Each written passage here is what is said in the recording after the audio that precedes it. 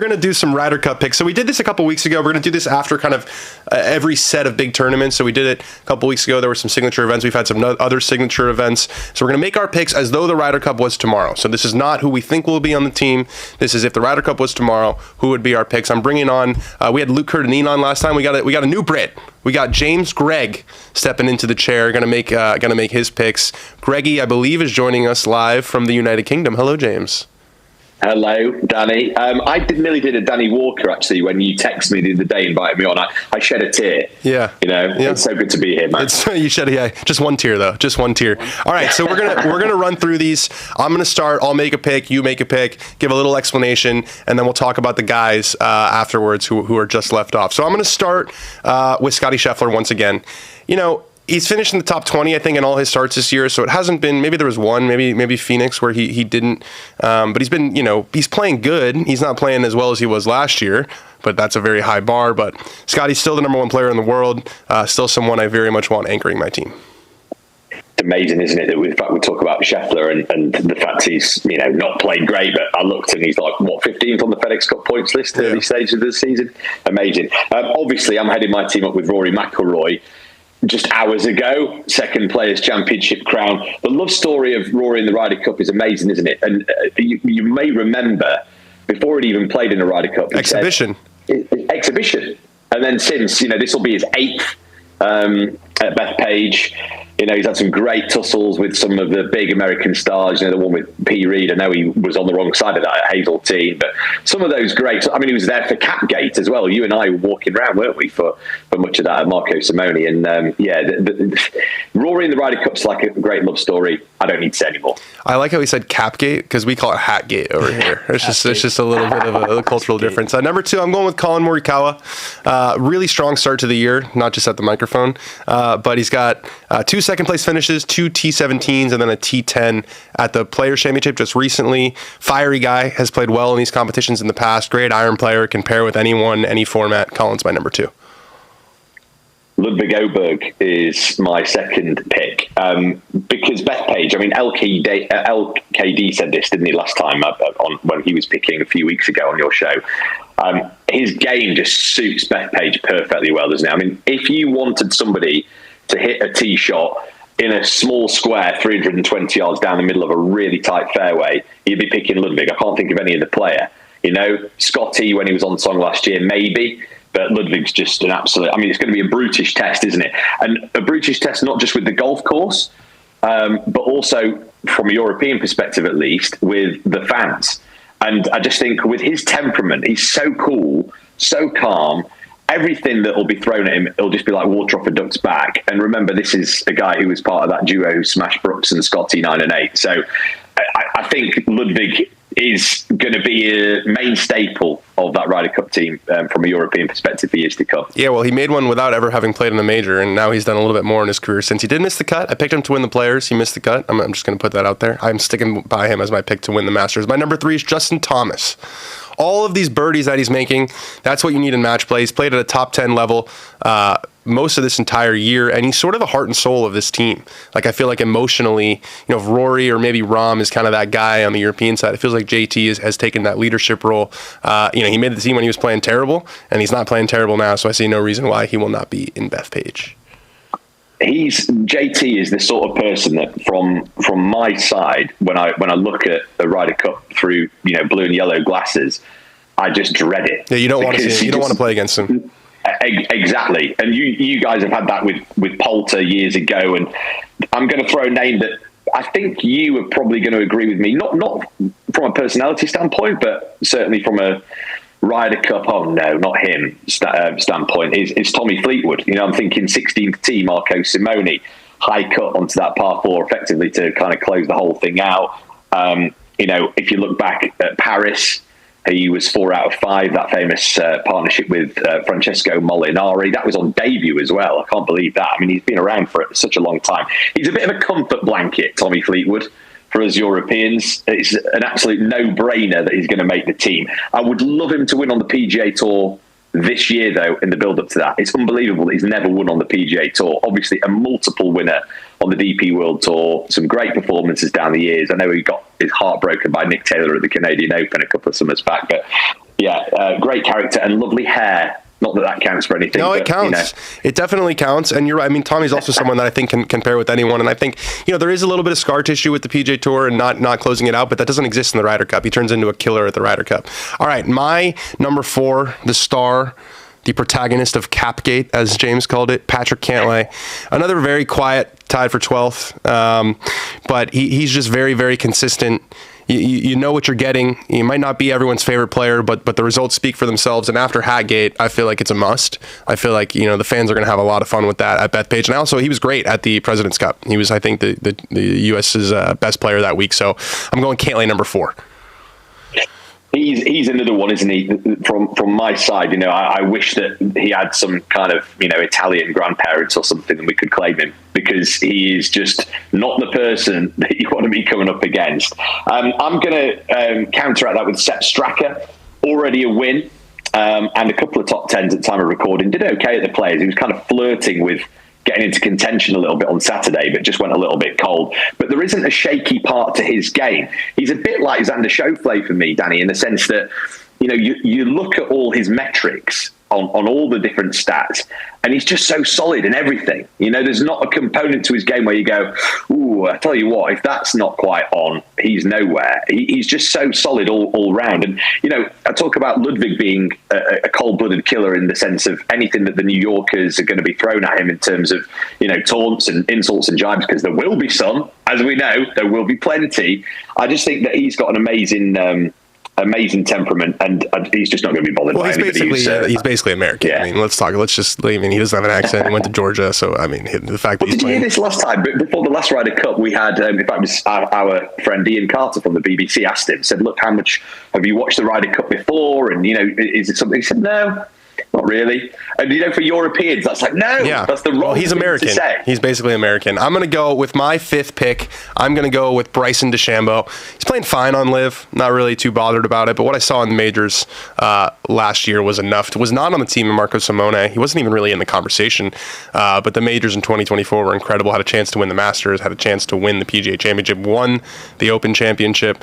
Just with how far he hits it, how well he putts it. Bryson's going to be on this team. I feel pretty sure about that.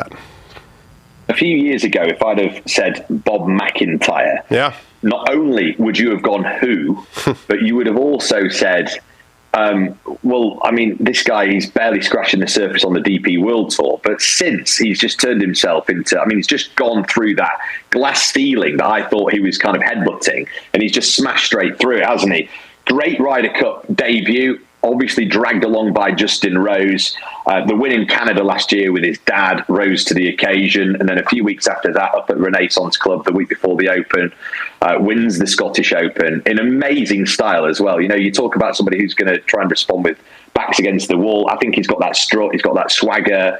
And I also don't think that this time around he's going to be a 2 or 3 times a week kind of guy. I think we're going to see a little bit more of Bob McIntyre in Bethpage. I think he's grown up. He's grown in confidence, especially playing in the U.S. My next one is a bit of a faith play here. Xander Schauffele.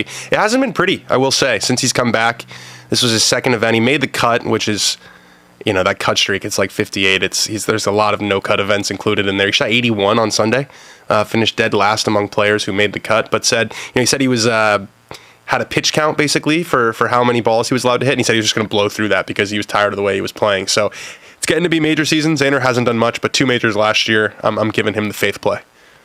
It was only a year ago we were talking about Xander Schauffele as being a perennial bottler, wasn't it? After Riviera and all that. So look, things can change quickly in the game. I'm going to throw Shane Lowry, unbelievable short game player, great Ryder Cup spirit, gets pumped, gets stuck in. He's got a pretty good record as well now. Even in the losing cause during that weird COVID one at Whistling Straits, and also I thought performed pretty well when he was chasing an uncatchable Rory McIlroy at Pebble a few weeks ago, really. And he's the sort of person that I'd imagine Americans don't want to see pegging it up in the Ryder Cup. He's super likable. He's hard to root against too, which makes it difficult. It's always nicer when Ian Poulter was sort of the same way, but it was easy to root against Ian. It's a lot harder to root against Shane Lowry. I'm going with Russell Henley. He's a dog, Georgia Bulldog. Won at Bay Hill. Was great at the President's Cup. Solid player. The other guys want him on the team. Another steady guy you could pair with anybody. Kind of leading the Southern boy contingent. Russell Henley. He's a nice guy, isn't he? Really nice chap. Good player as well. Great win. Thomas Dietrich next up. Can't believe that LKD left him out. I was thinking, what are you doing, man? The guy was, he blew everyone away at the WM. Great temperament as well. Consistency is his issue, though, isn't it? I think he's the sort of player that I think in 4 balls at the Ryder Cup would be pretty potent. You could unlock something pretty special from Thomas Dietrich in that format. Remember Nicholas Colsaerts, Belgian? Big Belgian, hit a long way, yeah. Exactly, and Thomas Pieters as well, to be fair. He's from that kind of mould. I know I'm just generalising Belgian golfers here, but they all have this kind of, well, the 3 that are, if Dietrich makes the team, it's going to be 3 Belgian players who've pulled on the blue and yellow, and they all are kind of cut from a very similar cloth. If they get hot, they get hot. Belgium does great chocolate, great beer, stunning cities, and quite clearly very, very good players. Good beer. I had a great beer tour. I went on a beer tour in Belgium where you went to like every different, these bars are from like the 1400s, and it was increasing in alcohol content. So the first one was like 4%, 6%. You end up drinking like a 60. It's like basically red wine. Okay, I'm going Akshay Bhatia. I was on this before. You could check the tapes. I picked him before he had this great run at the Players' Championship. You need some youthfulness. You need some energy. A little concerned about the broomstick. He was really tentative with his putts this week, but a tremendous ball striker. Feels like he's been around a while. Still only 23 years old. I think he's going to be a multiple Ryder Cup player in the future, and I think he gets his first start at Bethpage. Yeah, that's a very good shout, and he could be one of those kind of spine of your team as well, couldn't he, for quite a while, I think, going forwards. Next one, rogue shout here from me, Stephen Jaeger. Love this guy. Another Absolutely American. Love this guy. As you, well, less of that, please, Daniel. As you know, I commentate on the PGA Tour every single week, and all our broadcasts are across Europe. So anytime there's a European up there, or somebody with a European country flag next to their name, it kind of feels a bigger occasion on our broadcast. Okay. So when Stephen Jaeger is featuring, which is a lot, by the way, it's nearly every week it feels like he's up there. He plays like a top 10 player at times. And remember, he's the only one to have taken Scotty down last year in what was effectively a head-to-head duel. I know Scotty wasn't at his brilliant best last year in Houston, but right in the middle of the hot streak, that is a nice thing to have in your back pocket to take into a Ryder Cup. Yeah, absolutely. My next one is Tony Finau. I'm curious. I'm waiting for Tyrrell Hatton. You haven't said Tyrrell Hatton yet. Maybe I would love for him not to be there. Tony Finau. He missed the cut this week. He's working with Chris Como though. I'm a big believer in Chris Como. What he did with Bryson DeChambeau, what he did with Xander Schauffele. I feel like it's only a matter of time with Tony. It's going to be a big ballpark. It's going to be long. Tony's hits the ball a long way. Has had a lot of success on big major venues. Hasn't won one obviously, but has been up there a bunch. And just a meaty guy. A guy you can throw in 4 balls, like you said, play his own ball, make some birdies out there, get hot. I'm taking Tony with me. I'll be honest with you, Danny, and this is no disrespect to Tony Finau as a golfer, because everything you've just said about him is right. From what I've seen this year, I'm not that worried. All right. If he's on the team. But he can turn a corner. This is the whole point of this feature, right? I'm guessing it's way too early Ryder Cup picks. Tyrrell Hatton, my next pick. There you go. There you go. Won the Dubai Desert Classic, very strong field. Won the Dunhill back-ender last year as well at St Andrews. He's basically been like the Joaquin Niemann of Europe, in the sense that he's really taking the world rankings seriously. He's really keen to obviously keep competing and contending in major championships, and he's got enough credit in the bank, I think, from Luke Donald, who is I think a little bit anti-live, and I think that actually because of what he's done in the last 6-7 months, I think actually he's going to be in the picture, even if he is playing a little bit of hit and giggle all year long. Yeah, and especially because Rory said I think he said he'll be a menace there, so I think he's a lock. All right, I'm going. If you thought the Tony Finau pick was a little out there, these last 3 are going to blow your mind. I'm going Denny McCarthy. I've said this throughout. I want a guy who puts the lights out, who is going to frustrate people like an Ian Poulter. We've said Ian Poulter a lot of times in this, but it is the Ryder Cup, and Ian Poulter comes up a lot. Denny's a dog. His ball striking's gotten much better, and he's the best putter on the planet. And I just think in match play, you want the best putter on the planet. I've been waiting for him to get his chance. I'm going with Denny McCarthy. You know what? That is, I actually completely agree with you. Thank you. Because I said this last year on Twitter, and I got absolute pelters for Twitter, it. They were mean to you on Twitter? That's weird. No, I know, it's strange, isn't it? You don't know anything about that. I'd love to be in your shoes in that regard. Okay, John Rahm is next. I'm still kind of a little bit undecided, really, to be honest. The only other one I can see with credit in the bank from a European perspective, and the fact he's part of the spine of the team, from the last 4 stagings, he's going to be desperate to play as well. I think that's the crucial thing. Are you suggesting that he might not make the team? I mean, he's definitely making the team. Yeah, I mean, he is. He is. The only thing is that he needs to do something, I think, this year to absolutely guarantee it. I would say as long as his right arm doesn't fall off, he's on the team. I would want to see him win a DP World Tour event, or at least do well in something of significance, like Hatton has in the lead-up, just to prove that actually this guy's still got serious levels when he needs them. Because he's the sort of person that when he went to live, I thought he was going to win every week, and he hasn't. So, and look, he is obviously going to be on the team. Look, if you want to leave him off, we can make arrangements for that. No. Yeah. I'm okay. That's totally fine. All right. My second to last pick is Jake Knapp. It's a big boy ballpark, so I had sort of 3 different names I was thinking about for this spot: Jake Knapp, Wyndham Clark, and Brooks Koepka. It might be, this might have been a little bit of a content pick. Like Brooks, if really was under the gun, I might have picked Brooks. But I mean, Jake Knapp's playing really well. T17 at the Genesis, T25 in Mexico, T6 at the Cognizant, including that 59, T12 at the Players, which I thought was a really positive step for him because he's contended in the past on golf courses that are really wide and really generous, where it's kind of a bomb and gouge fest. TPC Sawgrass in the wind, anything but. Working hard with Dana Dahlquist, who's a terrific coach, and I think the crowd would have a lot of fun with him. I think he would be someone that they would really get behind. I'm going with Jake Knapp. Definitely. He looks Australian as well, doesn't he? With the little mullet and the tash. Yeah, I like it. President's Cup team, lock in. No, Jake Knapp's a good shout. I kind of fear that from a European standpoint. This isn't going to be a name that strikes fear into you, I don't think, but we'll wait and see. Aaron Wright, he'll be a rookie. I'm going to side with my compatriot LKD. I think his levels are a joke. He practices so hard.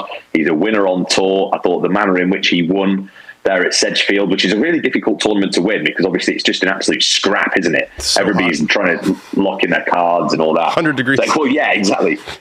People sweating through their trousers when it's raining. It's like, really? I just think last year, second in approach all season on the PGA Tour last year. That's a guy you want on your team.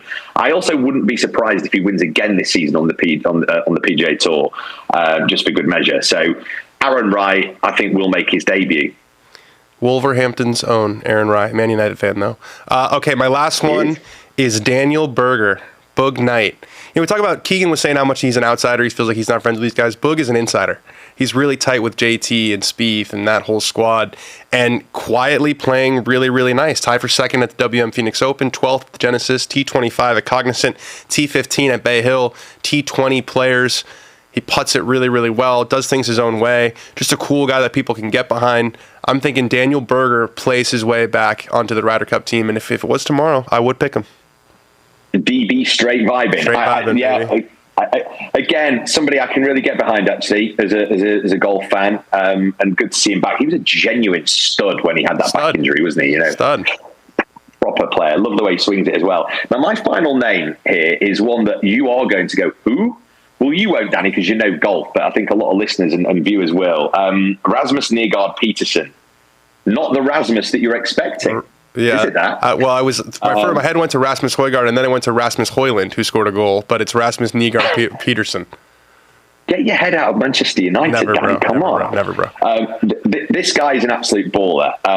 If we recorded this 2 years ago to the day, and I suggested Ludwig Åberg, with no major status, no top 10 on the PGA Tour CV, still playing college golf, you'd have probably gone, well, no chance. But I think I'm going to kind of roll the dice on this guy. This guy's way further ahead than Ludwig was 2 years ago.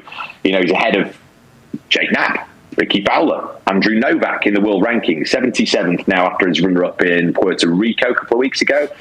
He's got game. He was a top college player. Oklahoma State, which is basically a cattle farm for PGA Tour players, isn't it? And he's won 3 times on the Challenge Tour last year, which goes under the radar, I know. 13th on the race to Dubai on the DP World Tour at the moment. Watch out for him. He is definitely, I can tell you this, on Luke Donald's radar, so he should be on everybody else's as well. Rasmus Nygaard Peterson. Remember the name. Thank you so much, Greggy. That was fantastic. I don't know what we're going to have back next. It's going to be a battle between LKD and Greggy. I'm going to have to rewatch the segment. But thank you so much for joining us, my friend. Pleasure. Thanks for having me, mate. Cool. Good stuff.